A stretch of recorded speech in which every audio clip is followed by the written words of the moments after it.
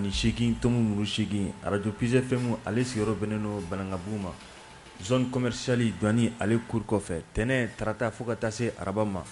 nɛgɛ kaɲɛ 7 n'o dana gosira an fɛ yan bɛn kumasoba kɔnɔ o ye kunnafoni wagati kunnafoni bɛ di aw ma ka tila ka sira di aw ma nɛgɛjuru sira walasa ka se ka hakilina o fɔ bonya ani karama o kɔnɔna la ka baara in bɛɛ lajɛlen la kɔlɔsi ɲɛma Umaru Cɛfi Mariko ka wagati ka suma k'a di Buramajalo Masi Jack Bauer murujan belebele an bɛ a fo ka musokɔrɔba fo ka dugawu k'a ye k'a yɛrɛ ka dugawu ko kan ye suwa kɔlɛ la Sheikh Sidibe ale bɛ yen ka ja ka ta ka bila bɔlɔlɔ sanfɛ filifɛn Kamisogo Mariam Jara ale bɛ yan ka foli k'o kɛ ka ɲɛsin a ma ka cɛkɔrɔba fo Burulɛ Jara fo Sirakɔrɔ kan ani sɔgɔma Sheikh ni sɔgɔma wa Somo basi foyi t'i la wa n b'i fo foli diyara n ye ka lamɛnbaga bɛɛ lajɛlen fo bɛɛ tulo b'i la ɲɛma Umaru Cɛfi Mariko a n'a furumuso Fanta Konate an b'u bɛɛ lajɛlen fo fɛn fɛn bɛ studio kɔnɔ a filifɛn ka taa se Mariam Jara ma an b'u bɛɛ lajɛlen fo maa maa sɔgɔlen don an na sɔgɔmada in na an bɛ bɛɛ lajɛlen fo Mali kɔnɔ ani Mali kɔ kan an ka tunkarankew an tɛ ɲina an b'u fo kosɛbɛ u ka cɛsiri la k'u ni sɔgɔma awɔ o tɛ n y'a dɔn sun a bɛ sen na a b'a la a b'a la yɛrɛ a bɛ sanfɛ wa a bɛ duguma Sheikh nin bɛ fan bɛɛ han non minɛ tɔgɔ foyi tɛ nin na mais aw kɔni ka fan Sheikh fanko yɛrɛ de tɛ nin na Mali la han yan minɛ tɔgɔ foyi tɛ nin na i bɛ dugawu kɛ dɔrɔn Ala ka don o don ta nɔgɔya k'a kɛli fanga ye sinon kalo a yera dɛ a yera i m'a ye n y'a ye non kalo yera bila n y'a ye a yera dɛ a yera yɛrɛ non namara foyi t'a la kalo yɛrɛ y'a di siga t'a la kalo y'a di dɛ a jɔra a jɔcogo la a ma jigin a bɛ sa a sacogo la mais tabakɔrɔ sun fana ka nɔgɔn ni Sheikh n ko yɔrɔ caman ta i m'a faamu sabula mangoro sunbaw bɛ yen wa sumabaw b'u la fana mais ne bɛ wagati joli kɛ tabakɔrɔ kɔfolonbaw bɛ yen o nɛmaya bɛ jigin dugu kɔnɔ mais n bɛ wagati joli kɛ ji tɛ kɔ la sa o non ji tɛ yen sa dɛ sanba min nana o ji jara a mɛnna est-ce que o tɛmɛna o don n'a dugujɛ kan n ka karamɔgɔkɛ ye tile bɛ koyi tile bɛ dɛ tiɲɛ yɛrɛ la a ka kalan tile ka kalan namakɔrɔ fɔ ma ka dɔnkili dɛ tile yɛrɛ de a fan i y'a miiri kunkolo la o ani tile yɛrɛ bɔtɔ a ka kalan yɛrɛ de a ka kalan dugu yɛrɛ ka kalan tiɲɛ tɛ o don kɔri kuran ma tigɛ kunna a tigɛra i fɛ a kɛra laada ye o tɔntini a ma cɛ kuran tigɛra a kɛra kurantigɛ kɔni a kɛra laada ye su o su sa i ma cɛ i b'i sigi n'a ye a ma cɛ k'a kɛ cogo di a ma cɛ sɔrɔ k'a cɛ ayi fo yɛrɛ jumɛn an y'a ta ni ala de ye ɛri 2 bɔ ɲɔgɔn kan a y'o de kɛ a mana k'a sɔrɔ a mana kɔfɛ i y'a cɛ o la bon kunna sini ta kun ye fajirida ye mais kunun ta o kun ye k'a daminɛ 21h ninnu na 22h ka taa 23h ninnu na voilà fo 0h a ti sangana la nin kelenni nin ma nɔgɔn dɛ a ma nɔgɔn an bɛ dugawu kɛ jamana in ye dɛ o don sunkalo in na Ala ka a tɛmɛko ɲuman k'o di an ma kosɛbɛ ni dimina dɔrɔn a man ɲi ni dimina a man ɲi sun y'a dama ko ye ka tila ka dimi far'o kan a ma nɔgɔn dɛ a ma nɔgɔn n b'o foli Lamini ma kosɛbɛ k'a Tarawele fo Sɛbɛninkɔrɔ Lamini Seyidu an b'a fo kosɛbɛ a kan ka fo o tɛ maa bɛ fo yɛrɛ ci kɛ ko ɲuman na a tɛ Lafiyabugu bilen dɛ Talikɔ a bɔra yen k'a bɔra yen n y'o de kibaruya sɔrɔ k'a bɔra yen déménagement an b'a fo a foli d'an ka cɛkɔrɔba ma kosɛbɛ Nana Kase CNT kɔnɔ Cour suprême kɔnɔ k'a ni sɔgɔma o don ka ba ɲumankɛ fo Bayiba Maɲuma an bɛ foli k'o di a ma awɔ Banangabugu la Olivier Sila a bɛ yen an bɛ foli d'a ma Olivier Sek an b'a fo kosɛbɛ k'a ni sɔgɔma foli an b'a di Alhaji ma ka a jamu tɛnɛ Musa Kulubali Bamusa awɔ an b'a ka foli k'o da o kan Tɔnɔ Mori k'a ni sɔgɔma kosɛbɛ Tijani ka a gaku an bɛ foli k'o di a ma awɔ fo yan fo Memphis nɛnɛ b'olu fɛ yen funteni ma na yan san bɛ na yan nɔ funteni ma na yan nɛnɛ ni kuma b'a sɔrɔ nɛnɛ b'u fana fɛ yen nɛnɛ bɛ funteni nɛnɛ de bɛ yen nɔ sanji bɛ na yen gilasi bɛ na yen mais an bɛ tile bilenden na yan nɛnɛ bɛ funteni bɛ yen nɛnɛ de bɛ yen dɛ ani sanji Allahu akbar olu to yan diɲɛ ka bon an bɛ nin na yan an bɛ Ala fo nin bɛɛ Ala ka nɛɛmaw de sinon nɛnɛ wagati fɛnɛ o kun ka jugu dɛ i yɛrɛ ɲuman an tabakɔrɔ an kun kɔrɔdɔlen don ka ban tiɲɛ tɛ aw kun kɔrɔtɔlen don nɛnɛ ka ban a cɛ wagati dɔ la a sera n'i kun bɔra kɛnɛma i tulo bɛ suma dɔɔni i yɛrɛ bɛ kɔrɔtɔ ka don fo dɔ bɛ bɔ maaw tulo la dɔɔni dɔɔni i yɛrɛ bɛ maga i fari yɔrɔ dɔ la a b'i kɔnɔ k'u tɛ yen mais sisan funteni fɛnɛ bɛ bon foyi de tɛ ko buna hadamaden na tiɲɛ don hadamaden yɛrɛ de lafulen don ni nɛnɛ juguyara a juguyara funteni a juguyara fɛn fɛn tile mana bɔ maaw b'u plaigner n'o ye o tɛ foli awɔ k'a di an ba bɛɛ lajɛlen ma kosɛbɛ fɛn min an bɛ fɔ n b'a la batan Muna Sirifu an b'a kanubaga dogolen Adamu Jabate an ka foli bɛ ninnu bɛɛ lajɛlen awɔ k'u bɛɛ ni sɔgɔma o don Jabate Ali Ja an bɛ foli di ninnu bɛɛ ma Kanute ka foli d'a ma kosɛbɛ Frère Diko Diko an bɛ foli d'a ma l'excellent Mohamed Dramane Traoré Makanaki kiri minisiri so kɔnɔ an bɛ foli d'a ma kosɛbɛ Kɔrɔ Kasim k'a ka foli k'o da o kan bada k'a Traoré o don Imam Bugula an bɛ foli k'o di a ma o don a b'an ɲɛfɛ Tɔnɔ Modi awɔ an bɛ foli d'a ma k'a Kulubali Mori fo yan fo Sotiba an b'a fo an b'a fo awɔ lamɛnbaa bɛɛ lajɛlen fo kosɛbɛ i tɛ Sorisɔ fo alimamu ka wuli ka jɔ ka bon sa Imam Sorisɔ Janigila an b'a fo an b'a fo dɛ fo ka taa se Umu Bagayogo Madame Bagayogo Umu Konare an b'a fo Gana o tɛ awɔ non alimamu Seku ka wuli ka jɔ ka bon sa dɛ han ka wuli ka jɔ ka bon dɛ ka wuli ka jɔ ka bon o tɛ sunɔgɔ sa o tiɲɛ don tɛ sunɔgɔ o kɔni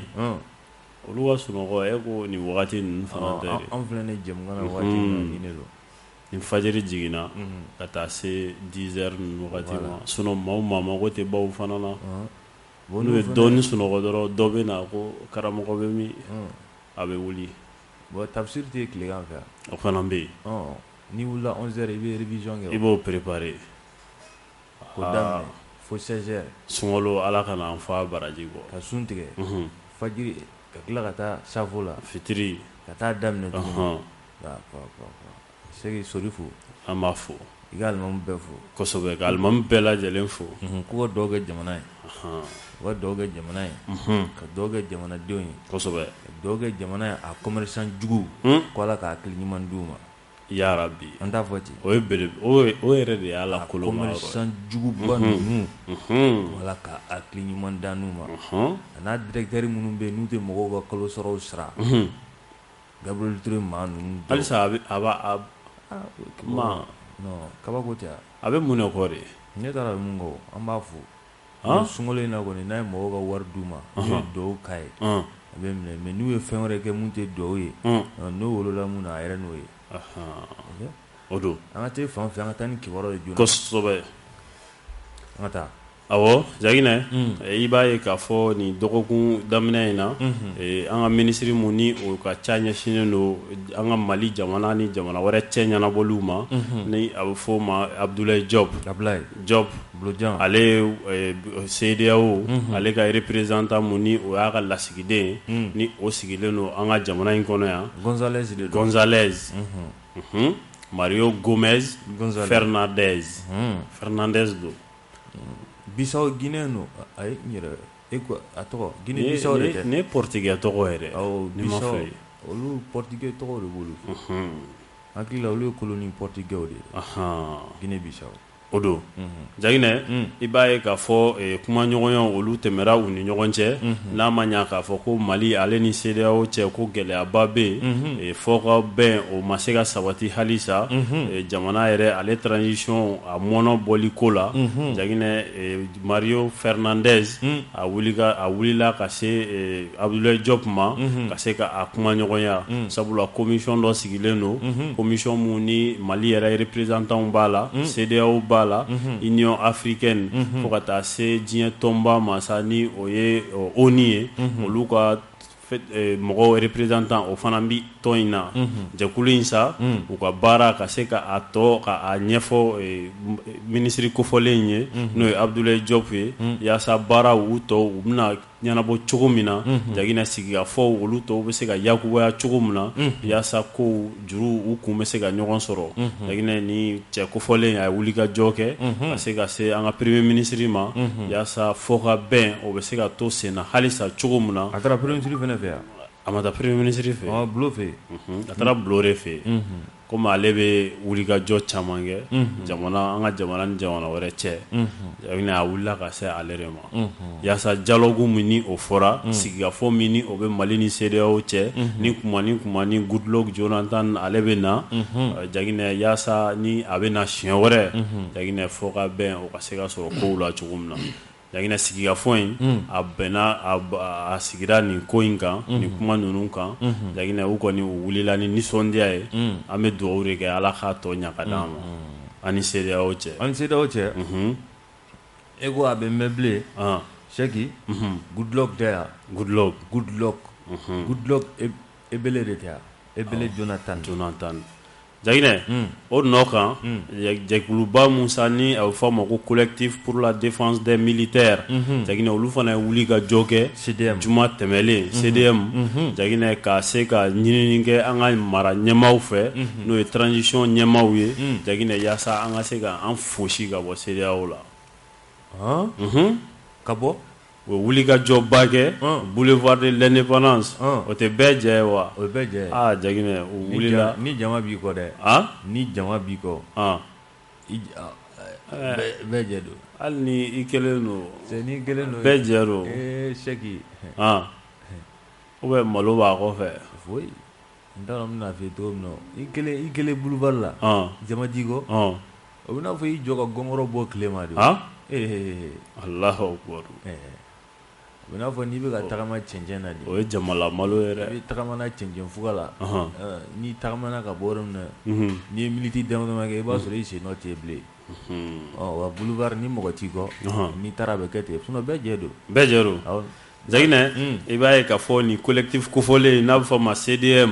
o ye jama u y'a fara ɲɔgɔn kan boulevard de l'indépendance la Jaginɛ kumakan minnu tun bɛ ka mɛn u da sa o tɛ dɔwɛrɛ ye an tɛ CEDEAO ko la an tɛ Faransi ko la Mali a yɛrɛ ka a sama ka bɔ CEDEAO la bi a k'a yɛrɛ sama ka bɔ CEDEAO la sini sabula u bɛ ka gɛrɛntɛ mun ni k'a ta k'a da an ka jamana kan Jaginɛ ko a tɛ bɛn u ma bi a tɛ bɛn u ma sini n'i y'a ye Jaginɛ u tilala k'a fɔ tuguni i b'a mɛn u da tuguni ko MINUSMA ni o b'an ka jamana kan n'a ka mandat n'o kan ka ban a tɛ mɛn Jaginɛ ko ka o ka mandat k'a ka na prolonger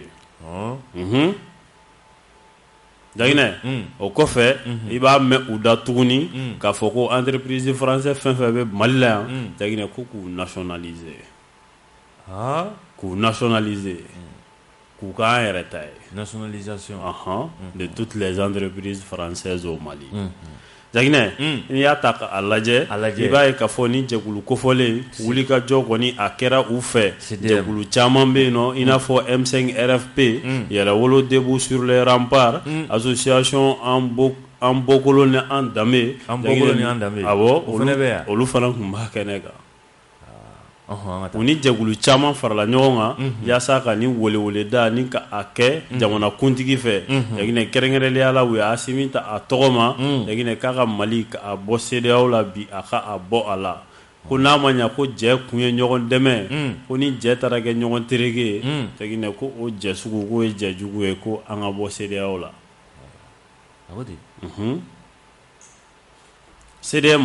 u ye lettre a bɛ fɔ lettre min ma ko lettre ouverte Jaginɛ u ye nin kumakan ninnu u ye a sɛbɛn kelen kelen Jaginɛ accord d'Alger u da sera o fana ma k'a fɔ ko ka a réviser ou bien ko ka a fara k'a fili o révision ko kuma fɔra fan bɛɛ fɛ Jaginɛ ko relecture u ye lettre ouverte lettre dayɛlɛnen Jaginɛ u y'a ci Assimi Goïta ma Jaginɛ k'a di Jamil Bitar ma ale mun ye M5 RFP porte-parole ye k'a ka taa di premier ministre ma a ka lase président de la transition ma a taara n'a ye a taara n'a ye a taara di o nɔ Goni yɛrɛ fɛ a taara n'a ye Sogɛlɛ y'a minɛ awɔ banna an bɛ dugawu kɛ Ala ka ko tɔ ɲɛ yarabi e m'o fɔ awɔ wa Cheikh nin dɔgɔkun in na Goodluck Ebele Jonathan n'i y'a ye Mali kɔnɔ yan a kana bali la walima CEDEAO ka mission kɛrɛnkɛrɛnnen tuguni wa kana siga Cheikh a cogo di a tɔ la e ko ale bɛ ka ci ya diɲɛ kɔnɔ n'a tɛ ka n'a yɛrɛ ye o a sɔrɔ i ka sa ye kuma dɔ fɔ ko émissaire de don dɛ ko émissaire do a ko médiateur tɛ dɛ ko médiateur ye i bɛ na ka mɔgɔw cɛ fɔ k'u cɛ bɛn mais ka ale ka jateminɛ la a bɛ togoya min na bi émissaire do ci de bɛ don a da a bɛna ci fɔ e b'a dɔn a ma fili koyi o tɛ ciden ye o ye ciden ye émissaire ye ciden ye émissaire ye ciden ye n'a fɔra ye cogo min hali a tɛ virgule fara a t'o fara a kan Goodluck Ebele n'i m'ale ye walima n'i ye CEDEAO délégation belebele Mali la dɔgɔkun yɛrɛ kɔnɔna la ka bɔ bi la ka taa se fɛn min ye kari nata ma u bɛna an dafalen sɔrɔ yan Mali la ka sababuya kɛ jumɛn CEDEAO ko a ka d'u ye u ni Mali an ka bɛn koyi sabula halisa CEDEAO bi bi in na n'a tun bɛ maa caman hakili la k'a fɔ ko CEDEAO ko Faransi ta tɛ ko CEDEAO ko Occident ko olu ta tɛ a Cheikh Sidibe ko o jɛra bɛɛ lajɛlen ma k'a sababu kɛ n'a ma ɲɛ k'a fɔ fɛn bɛ bɔlɔ la wa bɔlɔ yɛrɛ bɛ fɛn na Faransi ale bɛ CEDEAO o maa ɲɛmaya b'ale bolo virtuelle la o t'o ye nka Faransi maa wɛrɛ bɛ se ale la wa n'o kɔni sɔgɔsɔgɔra Faransi a b'i mantu i b'a fɔ ko n'i ye ji fili gɔngɔrɔ fili kabakuru na tori olu b'u da de togoya min na l'Amérique a Cheikh e ko o sen tɛ ka ye baara a la wa olu fana olu sen yɛrɛ a la dɛ an tɛ sera olu kɔni ɲɛ o Russie bɛ yen la grande Russie est là nin ye woroba kɛlɛ ye ils ont plus peur d'accord d'accord n'i bɛ sama kɔfɛ kɔni kungo kɔnɔ Ngomi ale t'i gosi a o t'o ye Cheikh l'Américain ka ambassadeur min bɛ anw fɛ yan ba Maliba kɔnɔ a kɔni ye senfa i senfa biribiri k'a ye k'a fɔ tiɲɛ yɛrɛ yɛrɛ la olu kɛlen don k'u bolo di maa min ma a k'i bolo biri farafinna jamanaw kan u ka jɛ k'a tulu bɔ e ko tigɛna o tɛ ɲini ka ɲɛsin a ma wa awɔ tigɛna de don Maliyɛnw tigɛra Faransi la de tigɛna ncori Faransi dun yɛrɛ bɛ dɔ ka ci de la a fɔra dɛ Faransi bɛ dɔ de ka ci la kɛ a matigi kɛ e t'u ka candidat mankan mɛn yan Eric Zemmour m'a fɛ ɲɛna ko n'ale kɛra président ye ko Amérique ka bolo yangalen bolo kunna k'u bolo biri olu kunna k'olu tensi minɛ k'u sama k'a bɛ dabila Mélenchon ko n'a kɛra k'a bɛ dabila Marine Le Pen ko n'ale fɛnɛ kɛra président ye ko a bɛ dabila u bɛɛ y'a fɔ ko Américains de b'o olu sama ka u toso tasa ni yɔrɔ minnu jɛ u bɛ taa n'olu ye yen o tɛ o don dɛ o la n y'a f'i ye n ko bɔlɔ bɛ fɛn na fɛn yɛrɛ bɛ bɔlɔ la kosɛbɛ o tɛ yan o don Cheikh l'Amérique ambassadeur a sera fɛn min ye docteur ma docteur Shukel Kokala Mayiga primature o kɔnɔna la i kɔni b'a dɔn babu kɔni a dɛɲina babu a dɛɲina yɔrɔ min na Cheikh i b'a ye k'a fɔ fɛn min ye Mali gɛlɛya min bɛ a kɔnɔ bi gɛlɛya min bɛ a kɔnɔ dɔwɛrɛ tɛ fɛn min ye CEDEAO jamanaw ye olu kɔni u ye gɛrɛntɛ ta ka Mali sɛgɛrɛ gɛrɛntɛ min n'a to ka sɛbɛnfuraw fansi kelen o kɔnɔna la fo ka taa se IEMOA o ma hali n'a y'a sɔrɔ a kɛra sariya sɔsɔ kɔnɔna la u yɛrɛ b'a dɔn ko sariya sɔsɔra koyi awɔ u b'a dɔn ko sariya sɔsɔra nka dabɔnkama don tugu don tugubanciya don wa n bɛ dɔ ka ci la n'o ye n ci n bɛ o kɛ o tɛ l'Amérique ambassadeur ale kɔni ni Choguel kumana hakili la faamu o sɔrɔla ale fɛ faamu o sɔrɔlen Cheikh Sidibe l'Amérique ambassadeur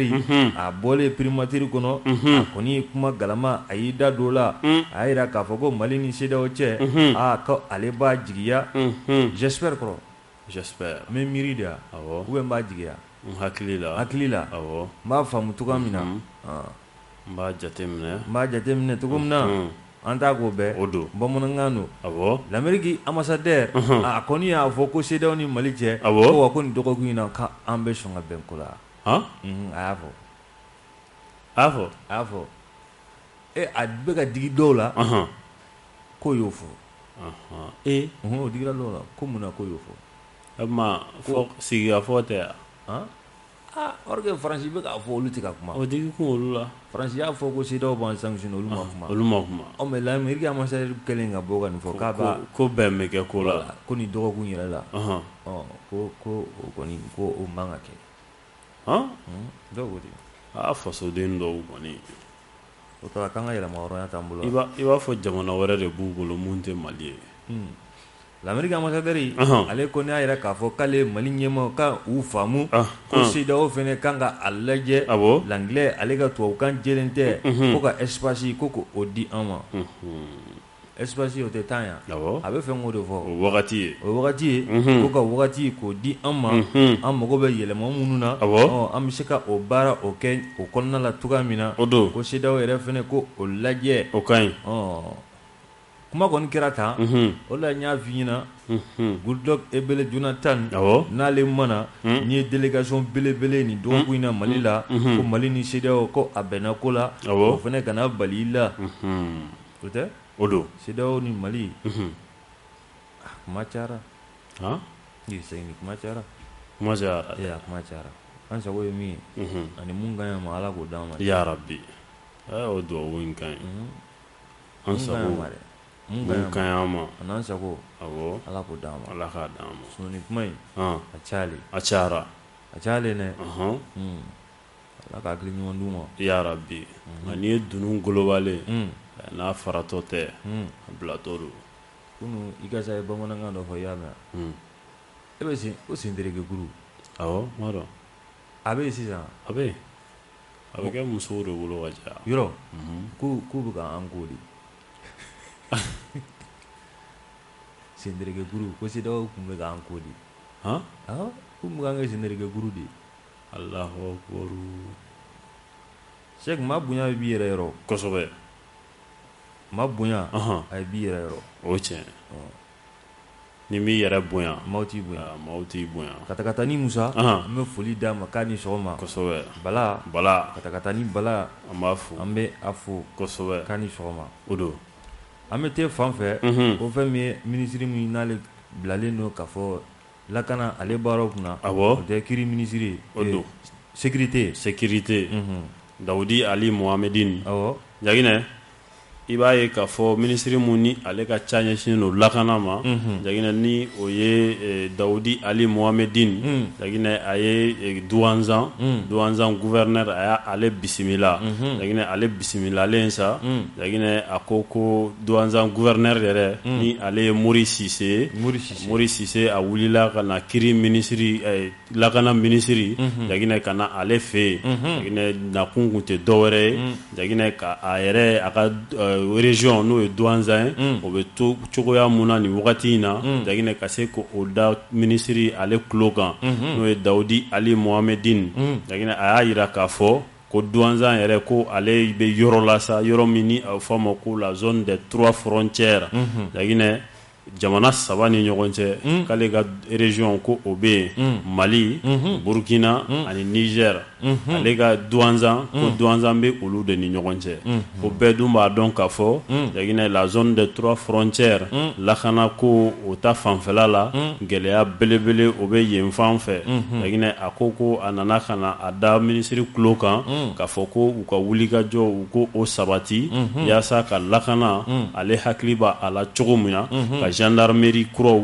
ko olu jɔ ale ka yɔrɔ la ko sabula ko polisiso kura jɔra yen a ma mɛn ni o ye commissariat ye laginɛ k'a bɛ ministre ka a fo o baara la kosɛbɛ laginɛ k'a b'a ɲini ko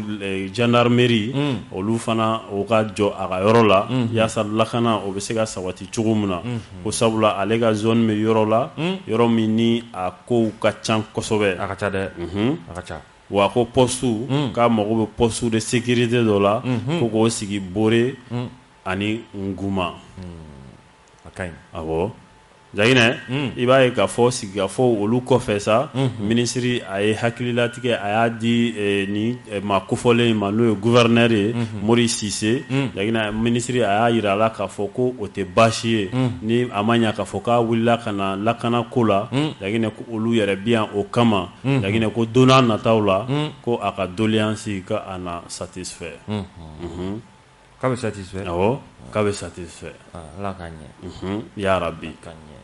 k'olu yɛrɛ sigikun y'o de ye ni maa mun ye hakili sɔrɔ ka na ka n'i ta da a ɲɛnabɔbaw tulo kan Jaginɛ nin ye waleya ɲuman ye kan'a to tiɲɛni ka kɛ i ka sɔrɔ ka wuli ka wo ci ɲan'a ka kɛ il faut prévenir c'est ça un bon gouverneur o don gouverner awɔ c'est prévoir a banna Jaginɛ o nɔ kan sa ni ministre kofɔlen n'o ye ministre de la sécurité Jaginɛ a ye Katarikaw fɛ yen olu ka lasigiden mun bɛ yan n'a bɛ fɔ a ma ambassadeur Jaginɛ a ye o fana bisimila Jaginɛ bisimila kɔfɛ Jaginɛ ni ambassadeur in a y'a yira ministre la k'a fɔ ko ale n'an bɛ ci la ministre fɛ yen Jaginɛ ko n'a ma ɲɛ ko lakana ko ko o ka gɛlɛn fasodenw ma kosɛbɛ n'o ye maliyɛnw ye Jaginɛ ko a ka jamana ko lakana ta fanfɛla la ko tigi di ɲɔgɔn ma ko o fana bɛ Mali ni Qatar cɛ Jaginɛ ko o hokumu kɔnɔ k'u b'an ka ministre wele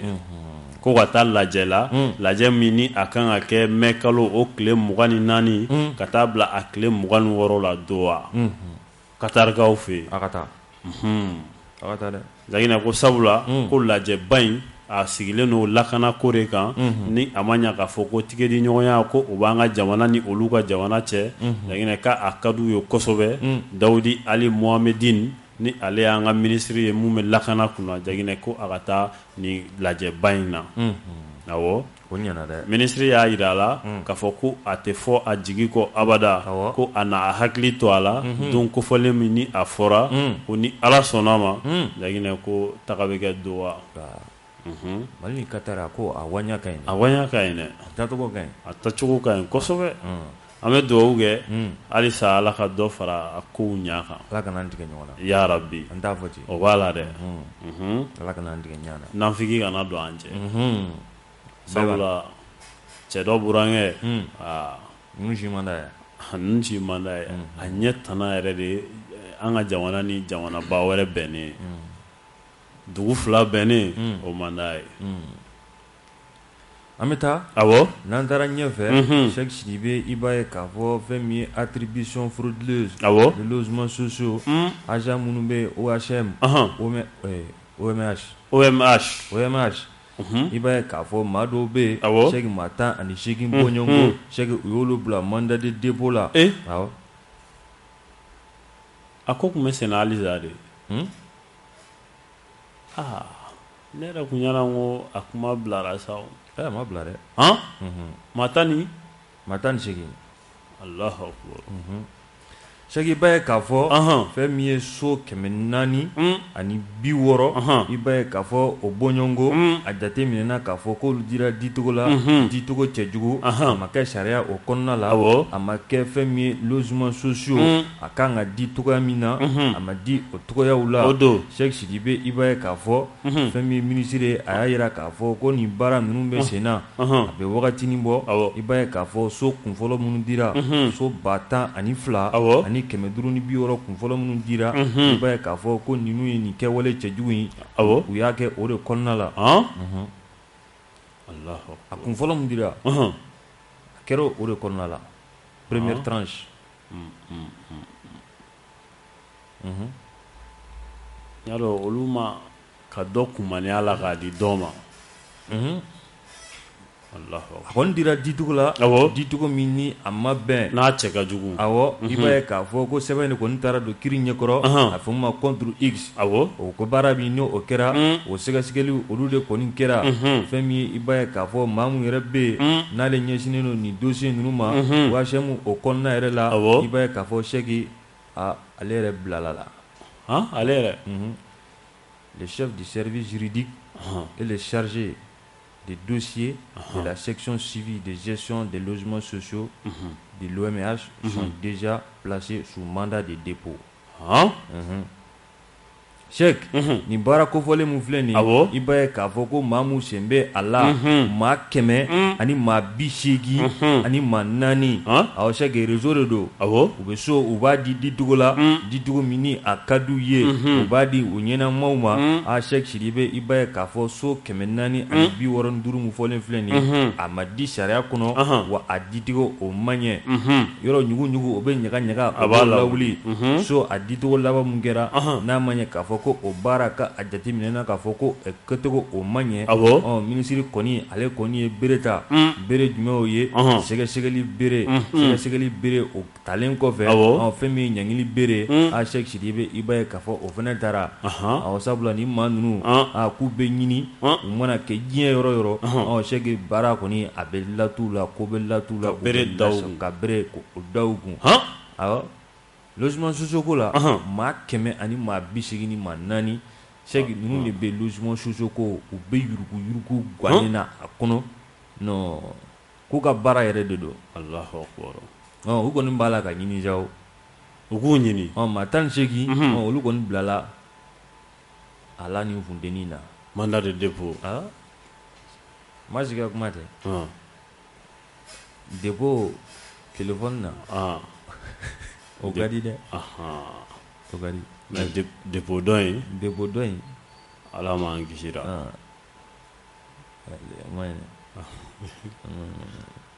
ni maa ninnu an kɔni b'a jigiya k'a fɔ a tɔ 18 u ka sɛgɛsɛgɛli u k'o kɛ f'a da olu kɔni bilala la ka ban fɛn fɛn nɔ b'a la jaginɛ u k'a bɛɛ minɛ don n'a nataw la sa n'a ma ɲɛ k'a fɔ ko baaraw bɛ sen na dɔgɔkun dama dama nin kɔfɛ i b'a ye k'a fɔ so kura minnu n'o o kan ka di o baaraw kɔni bɛ sen na fɛn min i b'a ye k'a fɔ maa caman kɔni bɛ yen minnu bɛ kiiri a lafasa ani fɛn min yuruguyurugu a lafasali baaraw mɔgɔ min b'o baaraw la olu y'a jira k'a fɔ ko minisiri ka nin kɛwale ko a diyar'u ye fo ka taa fɔ a to ten a bɛ kɛ maa ye koyi ko wa k'a ka taa n'a ye a ka taa n'a ye walasa malidenw u hakili bɛ lafiya mun na u bɛ se k'o sɔrɔ kosɛbɛ sinon a baara a tun gɛlɛyara fo ka taa fɔ a to ten a ma kɛ a kɛra jaginɛ nin waleya sugu ninnu de ka ɲi ninnu de laraweli sugu kan ka caya kiri bunakun kan bon nin ye réseau yɛrɛ e yɛrɛ ka na ye maa 100 ninnu bɛ na u t'a bila u kunna ko bi bɛ se yɛrɛ ko wa ko don bɛ se ko maa na kiri na wuli u nɔfɛ ka ko dala t'u la u m'o miiri yɛrɛ mɔgɔ foyi b'o to la wa u b'a ɲɛna jamana bɛ to bajanbilaya de la sariya tɛna bato bilen nin ye réseau ye dɛ ko réseau de maa o maa n'i y'a kɔrɔbɔ Mali in kɔnɔ yan jaginɛ nin ye ICE ka procès verbal de ye nin ye ka ni maa 100 ni maa 80 ni maa 4 non topo de kɛ yɔrɔ in na u k'u ɲini u k'u ɲini o tɛ o don n'an taara yala an ka nɛgɛjuru k'o di maaw ma Lamini Seydou n'a ma ɲɛ k'a fɔ kuranko o bɛ ale ka hukumu kɔnɔna la a b'a bolo dɛ kɔni a t'a la ka sɔrɔ Cheikh maaw ni b'a bolo fɛrɛ ani dabali o kɔni de b'a la ka ɲini o b'a la ka ɲini fɛn min ye gouvernement yɛrɛ fɛ sa walasa kuranko gɛlɛya min ni a bɛ an kan a bɛ se ka wuli cogoya min na ka sababu kɛ Lamini Seydou hali ni maa min tɛ misiw min yɔrɔ la hali n'a ŋaniya a b'a la hali n'a a kɛli a ka d'a ye sabula diɲɛ don o don maa kelen i tɔgɔ bɛ maaw da ɲuman tɛ i yɛrɛ ma o ni sunkaloba in yɛrɛ la o tɛ ni sunkaloba in na jaginɛ n'a fɔ a kɛli nege b'a yɛrɛ la sa maa tɔgɔ man ka to maaw da ten dɛ a kɛli bɛ sɔrɔ a nege bɛ sɔrɔ a yɛrɛ la sa tagali nege ya ayi kuran yɛrɛ sɔrɔli ka di ma a nege b'a la sa est-ce que a nege b'a la a tɔgɔ b'a la ka fɔ maa tɔgɔ bɛ fɔ Lamini tɔgɔ bɛ fɔ maa tɔgɔ tɛ fɔ Lamini tɔgɔ bɛ fɔ o tɛ sabu fana ye mun fɔ kunu jagine maa kan ka kala turu a la k'a fɔ ko maa caman bɛ yen nɔ u tɛ wuli ka jɔ kɛ yaasa kuran ka se ka sɔrɔ a bɛ sɔrɔ Sek Lamini awɔ i b'a ye k'a fɔ u kɔni u ye fɛɛrɛ ani dabali ko o sigi sen kan fɛn min minisiri min n'o ka caw ɲɛsinnen don wariko o kɔɲɔw ma u kɔni ye fɛɛrɛ ani dabali tigɛ k'a lajɛ Mali kuranko ko gɛlɛya kɔni de b'a la gɛlɛya min b'a la Sek i b'a ye k'a fɔ an bɛ kuran min n'an bɛ o dilan o tɛ kuran min n'o bɛ dilan an fɛ yan o dilanni Sek i b'a ye k'a fɔ o dilanni gɛlɛya b'o o baaraw la wa n'a dilanna kuran a bɛ na sira minnu fɛ gɛlɛya b'o la wa n'a o fana nana kuran a tilacogo Sek ko gɛlɛya bɛ nin bɛɛ la production gɛlɛya b'o la kuran ka transporter ka na gɛlɛya b'o la distribution gɛlɛya b'o la olu bɛ mun de la yan k'a bɛ san 10 bɔ ko fɛn min ye kuran a mago bɛ musaka o caman na Sek Sidibe k'i b'a ye k'a fɔ ko o ma sɔrɔ ka don a la n'a ma ɲɛ ko o ma sɔrɔ Sek ko de kɔni kɛlen don gɛlɛya ye bi na nin yɔrɔ kofɔlen ninnu bɛɛ lajɛlen na mais ko lajɛ kɔni bɛna na kɛ fɛn caman fan fɛ walasa don dɔ natɔ la an bɛ se ka bɔ nin gɛlɛya in na cogoya min na lajɛ Jagine maa minnu bɛ yen k'u pɛrɛnnen don ka kuran ka a di jamana in ma u k'u wele dɔrɔn a banna Sek, au Conseil des ministres à Kera, le Conseil des ministres a approuvé le plan de développement du sous-secteur de l'électricité sur la période 2022-2026. Au courant de la société énergie du Mali. Courantige avec Sogo et Maoula. Avec Sogo. Plan de développement croix, ministre de l'économie, le ministre de l'énergie, conseil des ministres là, vous voyez gérer mon gars, ka akili jagabo kɛ k'a daminɛ san 2020 ani fila ka taa se san 2026 ani wɔɔrɔ ma kuranko fɛn fɛn b'a la hakili la san 2026 o de bɛna kɛ Mali kuranko k'a bɛ kɛ coyi awɔ baara min na k'o kɔnɔ Allahu akbar. Bara ko san wɛrɛ ta an bɛ to tan fo 2026 a y'a fɔra ko caman ba bɛ bɔ a la sa a bɛ améliorer dɔɔni dɔɔni a bɛ améliorer ka taa mais 2026 non plan de développement mun fɔlen filɛ nin ye o b'a sɔrɔ o baara o banna courant n'a y'o diya a bɛ na ni TGV Bamakɔ yan awɔ a fɔra dɛ ne m'a fɔ dɛ conseil des ministres an bɛ se ka mobili kuranmaw san a kɔni ko filɛ nin ye sabula n'i ka mobili bɛ branché courant na nin wagati ninnu na a fɔra conseil des ministres de la i tɛ se ka taa baaraw la n'a ye an t'a fɔ ten voilà le conseil des ministres a approuvé le plan de développement du sous-secteur de l'électricité ka dɛmɛ don Lamini Seydou voilà sur la période 2022-2026 o ka ɲi o kɔnɔna la baara olu bɛ kɛ n'o kɛra délestage o bɛ kɛ souvenir ye coupure baara ka kɛ souvenir ye an t'a fɔ ten awɔ Ala ka musaka ko nɔgɔya ya rabi komi n'a fɔra mana fɔ togo togo b'a fɔ ko musaka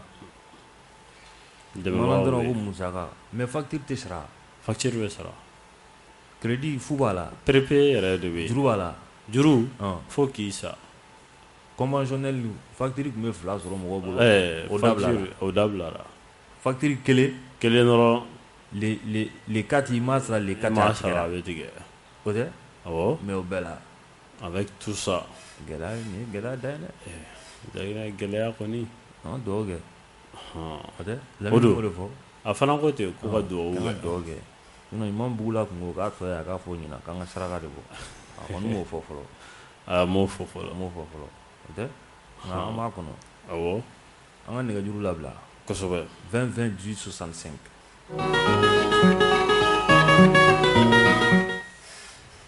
allo so Samake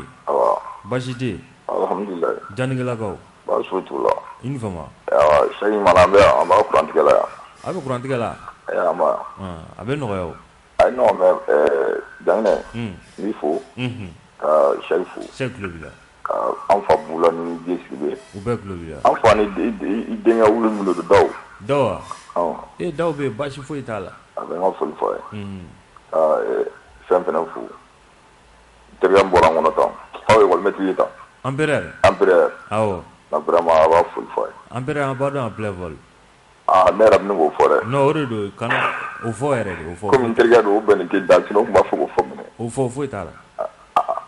N b'a fɛ Sɛki b'a fɔ. Komi an bɛɛ Jangigilaga ye. Daginɛ. Mali kuranko. Problème dɔ de b'a la tiɲɛ yɛrɛ la an bɛ se t'o yɔrɔ faamu. I b'a dɔn Mali société ba caman bɛ yen i n'a fɔ entreprise ninnu. Daginɛ n'u kan ka miliyɔn 3 sara kuran na sisan. I bɛ taa sɔrɔ u bɛ 20,000 de sara. A tɔ bɛɛ bɛ kɛ yugu-yugu ye n bɛ ka sɛbɛn de f'i ye. Daginɛ n'i ye ne jigi latigɛ Mali kuranko la i tɛ n ko f'i ye. Depuis don min na directeur in gɛnna ka bɔ Dara. Maliyɛn bɛɛ sigilen ɲɛna. Mɔgɔ si ma bɔ ka manifester ko Dara bɔra a nɔ na. Depuis o don ne ko non Sam ka kuma don Maliyɛn sɛbɛ tɛ kuranko ye fɔlɔ. U taara Dara bila yɔrɔ min na sisan i b'a yɔrɔ dɔn wa? A bɛ ji de kunna sisan directeur de SOMAGEP directeur de don. E ma jiko bɛ ka ɲɛ sɔrɔ yen. Jiko bɛ ka ɲɛ sɔrɔ. Daginɛ hali ka worobinɛ tout tiɲɛna n'i ye wele kɛ o b'a sɔrɔ agent sera yan. A ye bloc t'a la de fɔlɔ i tun bɛ se ka semaine kelen kɛ i ka ji bɛ surun i b'u wele o tɛ na mais o tɛ bi ye dɛ. I b'u wele tile kelen o dɔw yɛrɛ la i bɛ tila téléphone na dɔrɔn o mobili ta ka na. A banna. Parce que Dara bɛ yen. A banna. Voilà n'a ye mɔgɔ ɲɛnama sɔrɔ ka bila an ka jama ɲɛfɛ don dɔ a bɛ ɲɛ. An bɛ Dara fo. Awɔ k'an mɛn. 20 20 18 65 20 20 18 65. Allo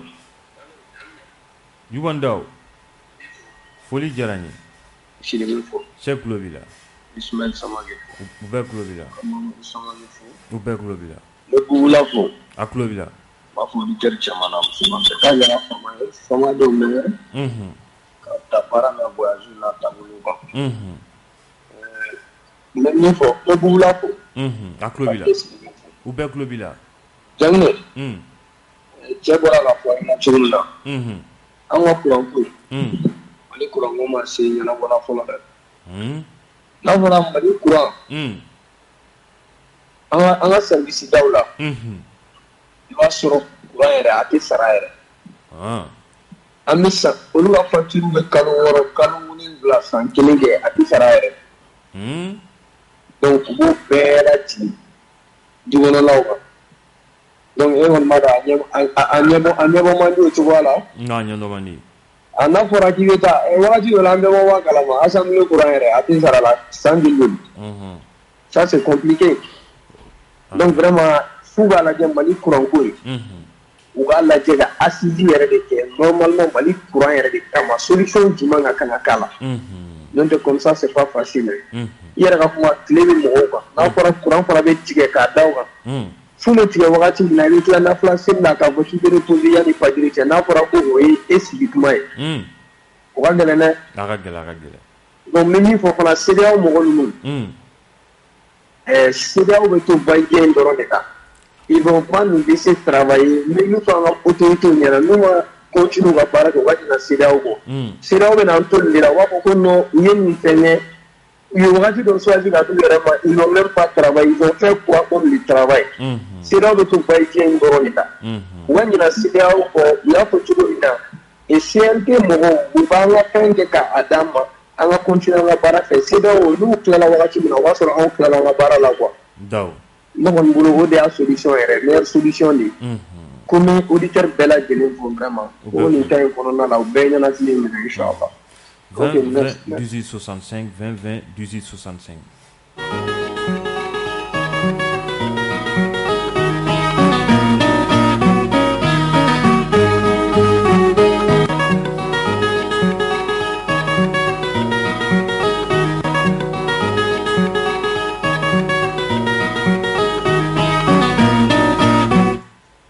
Allô? Allô?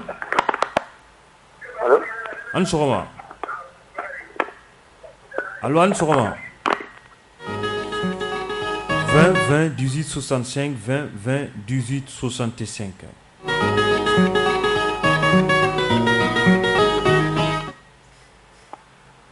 Allô?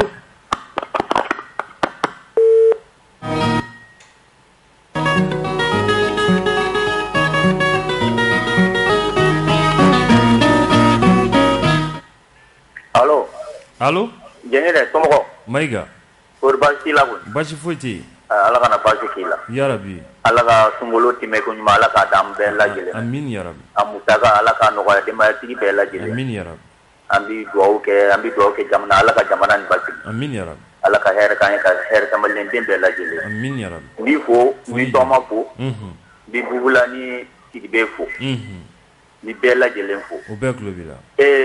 an fana solution de mandan yi courant ko la o no de clé ba an fe ya na yi fere yi no la o ma tani ni be wa o de clé ere na pa fana bi clé la na fa bala nu e fere yi na sisan de ni na an be bi lafiya wallahi bi fajiri o ye courant tige an yɛrɛ da dɔn an taara fɛngɛ na torture de b'an bolo ka sɔrɔ ka taa misiri la fɛn dɔw bɛ yen an k'a jate minɛ quoi solution de bi ɲinan na ni maa min tɛ se dɔrɔn a tigi ka bɔ yen jagoya dɔ f'a tigi ka to yen wa a filɛ nin ye jama ka ca koyi n ko fasoden ɲumanw bɛ yen an ye énergie mɔgɔ dɔ tun bɛ yan est-ce que Kulibali de don an t'a dɔn fɛn o fɛn de don directeur a nalen yan a juru bi maa o maa na a y'a bɛɛ kani depuis ne y'a ye a bɛ ka juru kani k'a bɛ hors thème ni ensemble courant tigɛ ne ko n ko e ti mɛn yɔrɔ la parce que baarakɛla man d'an ye o Mali yɛrɛ filɛ baarakɛla yɛrɛ de man di maliyɛnw ye parce que n'a nana ten nɔ o b'a fɔ ko wayi ko k'a b'a ɲini ka tiɲɛni ladon u kun na alors que c'est normal o kan ka sara de o an fasodenw an filɛ hali an ka dɔrɔmɛ kelen n'a juru yɛlɛnna kan o b'a ka courant tigɛ wa i bɛ taa énergie fana na ne yɛrɛ ma foyi faamuya quoi i bɛ taa fɔ k'i bɛ t'i ka courant facture sara ko réseau tɛ yen e bɛ taa wari de ta k'a d'u kun na dɛ u b'a fɔ ko réseau tɛ yen mais ni e m'a sara fana u bɛ n'i ka courant tigɛ ne ko n fan fɛ kɔni nin bɛɛ f'an ka nin bɛɛ de ɲɛɲini parce que ne hakili la mun kan ka wari ladon ko réseau kan ka dilan de pour que mɔgɔw bɛ se ka wari ladon cogo min na o ye tiɲɛ donc ne kɔni bɛ mun fɔ maliyɛnw ye dɔrɔn walayi courant ko nin kɔni an ma ɲɛ foyi sɔrɔ a la ne b'a dɔn ɲɛ fana tɛna sɔrɔ a la tant que ni nin ministre in bɛ yen nin ɲɛ tɛ sɔrɔ a la Mayiga min fɔ donc ntɛnɛmuso tulo b'i la a ka radio yɛrɛ tɛ bɔ Peace FM na an ta Mayiga walayi tulo b'i la ko ka d'a ye ka tɛmɛ fɛn bɛɛ kan k'a Mayiga walayi a tulo b'o la fana don o don a b'a kuma fɔ n ye an b'i fo ko ale yɛrɛ bɛ se waati ma se ok merci beaucoup Mayiga allo la nba baasi tɛ yen foyi tɛ yen an b'a k'i fo a diyara n ye n bɛ n dɔgɔnin Umaru Cɛtu Mariko fo a tulo b'i la ka furumuso fɔ Fanta Mariama Konate a tulo b'i la k'i yɛrɛ muso fo ka Jacques Boyer fo a n'a furumuso Awoyi u bɛɛ tulo b'i la ni Sidibe an famara mankan ma a kɛra dɛ a wele k'a ka na a ye émission in bila sisan dɛ n'a dɔn sun de digilen b'a la o la u bɛ balontan ko in de kelen bɛ ka galabu kari la a bɛ sɔn ka k'o ye dɛ an bɛ an bɛ fɔ n b'a fɔ la Batanti Seku Mayiga ka foli bɛ Yuba an ka Yuba bɔra kuma la ka fo a tulo b'i la auditeur cɛ n'a muso n bɛ bɛɛ fo u bɛɛ tulo b'i la an famara daw fana kumakan ma daw bɛ yan baasi foyi t'a la k'i auditeur cɛ n'a muso u bɛɛ tulo b'i la ka bɛɛ lajɛlen fo u bɛɛ tulo b'i la ka bɛɛ don kira matɛya maa min dɛsɛra n'a ka ye dugawu k'an ɲɛ maa bɛ se ka résultat ɲini u bolo wa a filɛ nin ye ne ko n k'e ye dugawu ɲini an bolo sabu an y'a f'i ye k'an tɛ dugawu foyi kɛ ɲinan i ko tugun ko machine ɲana ko bɛ kan ka installer ko bɛ ban fo juin juin kɔni b'a sɔrɔ tile samiya de dumuni ka don an mako b'a la wagati min na an mako b'a la wagati de la c'est à dire a tɛ se quoi Lamine tɛ se de ko an ka bɔ yen de kuma ye nin de ye quoi jama ka ca o ma quoi Seku Mayiga bɛ min na Kulibali min tun nana f'a taara assemblée courant tigɛ a n'a fɛ Dramane jamana in tɛ baarakɛla fɛ koyi maa o maa bɛ se ka baara kɛ o t'o fɛ donc jamana tɔɔrɔlen don anw tun b'a dɔn k'a bɛ laban tan koyi u ye minnu minɛ logement sociaux an b'a dɔn k'a ma kɛ ɲuman na o sisan prévu tɛ yen yan a tɔ bɛ kɔfɛ yɛrɛ de parce que dɔ bɛ balo mɔgɔw kan de an fɔnba ninnu b'a ɲini sisan san joli taar'u ka wariw mara banki la se t'u ye dabari t'u ye u bɛ balo u ka sage-femme wari ninnu de la n'a fɔra k'u bɛ so ɲini so kan ka di minnu ma a tɛ di olu ma fo terikɛ conseiller nin kɛ o jamana tɛ taa ɲɛ quoi anw t'an tɛ dugawu ko ye koyi anw ta ye ban yɛrɛ de fo Ala yɛrɛ dimina k'a tɛ dugawu ko ye mɛ janni k'i fo k'i yɛrɛ ɲini a diyara n ye la 20 20 18 65 20 20 18 65. Allô? Mban sogoma. Bashi foyi tula i tɔgɔ ni jamu k'an wele ka bɔ min? Musa Kulubali Taximani Lafiyabugu. Musa i Kulubali an tulo b'i la. K'i fo. Foli diyara n ye. Ka Bugula fo. Bugula tulo b'i la. Jɛnginɛ. Lamini tɛ se a ka bɔ yen. A n'a b'i di o. Et puis an bila fɔlɔ an b'an si kɛ nin kuma in na a ka taa ka bɔ yen dɔrɔn mɔgɔ wɛrɛ ka na. Ni bɔra i b'a sun cɛ ni min ye. U ka cɛ dugutila jɔn na ta yen. Dugutila jɔn na ta ancien président de la Niger médiateur de la CEDEAO. Dugutila jɔn na ta Amadu Jɔn de. U kana sɔn a ka se yan bilen dɛ. Non Jɛnginɛ an b'an sigi ka taa ni ka segin na. Mali ye jatigiya jamana ye sa. Cɛ dɔ kɛra nin ta ka segin na a kana se yan bilen. An ka ɲi u kan ka cɛ ka an ka fɛn fɛn dɔrɔn an ka taa n'an ka baara ye a kana se yan bilen. K'i fo Ala ka se yɛrɛ d'a ma. I Kulubali 20 20 18 65 20 20 18 65. Allô? Jɛnginɛ ni sɔgɔma. Nba ni sɔgɔma. Nka Sɛki ka foli bɛ yan Kamisogo de don. Sɛki ka tulo b'i la Kamisogo. Technicien du jour ka foli bɛ yan. A tulo b'i la. Jɛnginɛ e ka kunnafoni na sisan e ye perche dɔ di. N t'a dɔn o conseil des ministres de sigira k'a fɔ k'a daminɛ 2022 nin ma. Fo ka taa se 2026 la. Ko la solution ɲɛnama bɛ se ka sɔrɔ an ka courant ko la. Jɛnginɛ ne ye jate dɔ de bɔ a wagati ni sisan cɛla la. Courant sigilen bɛ kɛnɛyasow la.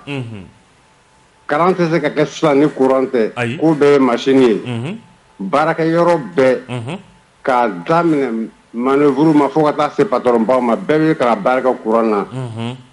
Jɛnginɛ k'a daminɛ 2022 ma fo ka taa se 2026 k'a fɔ ko an bɛ se ka solution finale de sɔrɔ courant ko la. Jɛnginɛ vraiment a ye n bila ka miiri yan mais halisa an bɛ kɔfɛ dɔɔnin dɛ. Courant ko il faut que solution finale de ka sɔrɔ la Jɛnginɛ.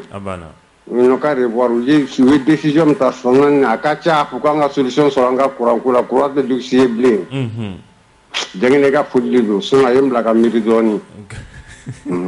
Bɔnni. Kamisogo k'a y'a bila ka miiri dɔɔnin Sɛki. A gɛlɛyara dɛ. A gɛlɛyara. Allô? An ni sɔgɔma. Allô? An ni sɔgɔma. Retour t'ale kɛrɛfɛ 20 20 18 65 20 20 18 65.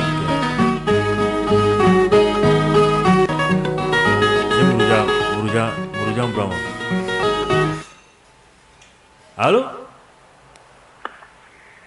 Allô? An ni sɔgɔma. Allô an ni sɔgɔma. 20 20 18 65 20 20 18 65.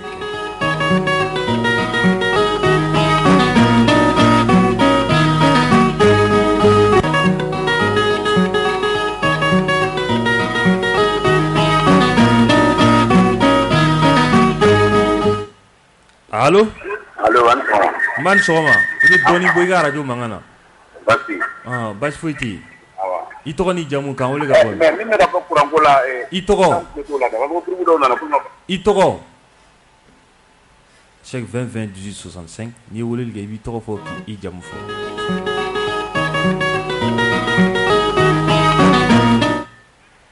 Allô?